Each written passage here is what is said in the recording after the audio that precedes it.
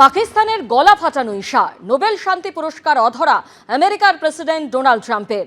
গণতন্ত্রের হয়ে লড়াইয়ের জন্য 2025-এ নোবেল শান্তি পুরস্কারে সম্মানিত ভেনেজুয়েলার সমাজকর্মী মারিয়া করিনা মাচাদো।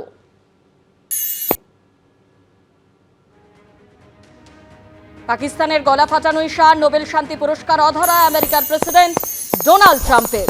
গণতন্ত্রের হয়ে লড়াইয়ের জন্য 2025-এ নোবেল শান্তি পুরস্কারে সম্মানিত ভেনেজুয়েলার সমাজকর্মী মারিয়া করিনা মাচাদো।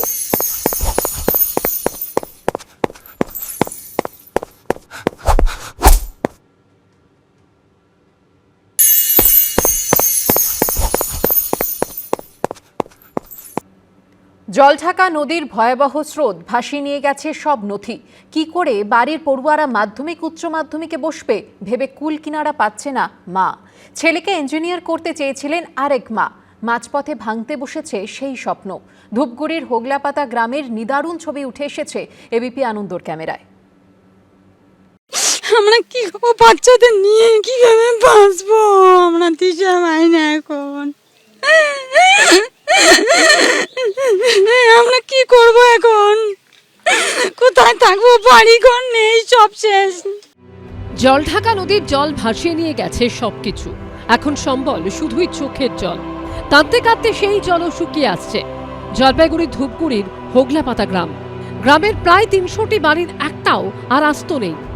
যা পড়ে রয়েছে তা শুধুই ধ্বংসাবশেষ। ধূপগুড়ির হোগলাপাতা গ্রাম, একসময় এখানে কিন্তু মানুষ বসবাস করতেন।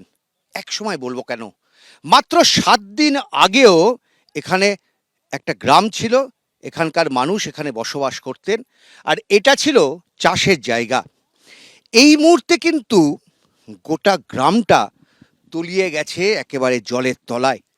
যে কটা বাড়িঘর ছিল সেই বাড়িগুলোর আর কোনো অস্তিত্ব নেই। গ্রামে বাস করত প্রায় 400 পরিবার। এখন সবাই যেন ছিন্নমূল। আশ্রয় নিয়েছেন কোনো না কোনো ত্রাণ শিবিরে।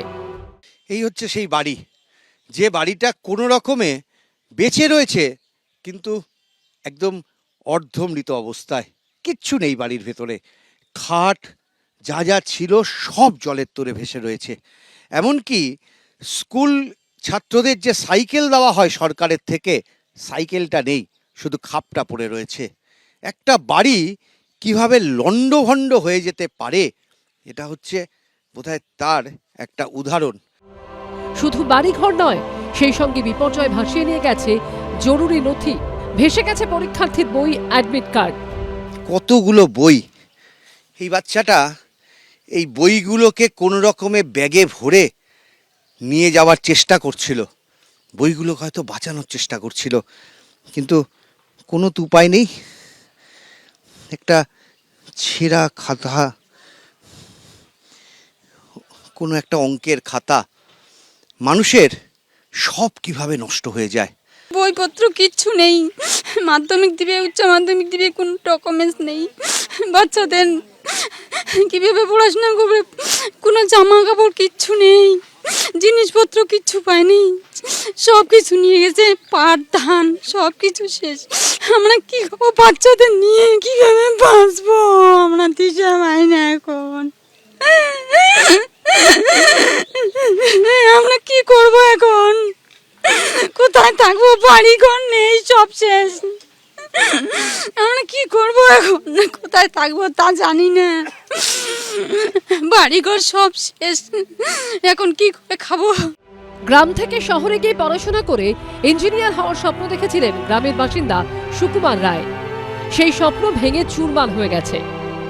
একটা প্রাকৃতিক দুর্যোগ কিভাবে মানুষের স্বপ্নকে ভেঙে চুরে খান খান করে দিয়ে যায়, না দেখলে বিশ্বাস করা কঠিন। আমি পুজোর ছুটিতে বাড়ি এসেছি, বই খাতা সব ভেসে চলে গেছে, কিচ্ছু নেই।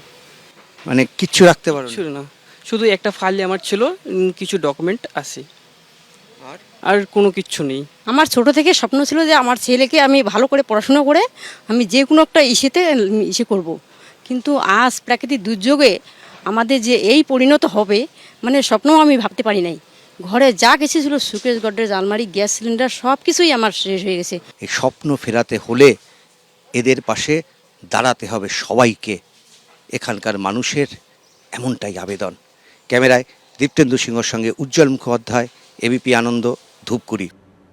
জলপাইগুড়ির নাগরাকাটায় বামুনডাঙ্গা যেন বিচ্ছিন্ন দ্বীপ। সেতু ভেঙে যাওয়ায় বাঁশের মই বেয়ে যাতায়াত করতে হচ্ছে। মাটিতে মিশে যাওয়া বাড়িঘর, ভেসে যাওয়া রাস্তাঘাট, অঙ্গনওয়াড়ি কেন্দ্রে পলিমাটির আস্তরণই বলে দিচ্ছে কতটা ভয়াবহ ছিল পরিস্থিতি। ভয়াবহ দুর্যোগে তছনছ হয়ে গেছে ডুয়ার্স। এই ছবি জলপাইগুড়ির নাগরাকাটা ব্লকের বামনডাঙ্গা গ্রামের। প্রাকৃতিক বিপর্যয় হয়েছিল সেই শনিবার মাঝরাতে।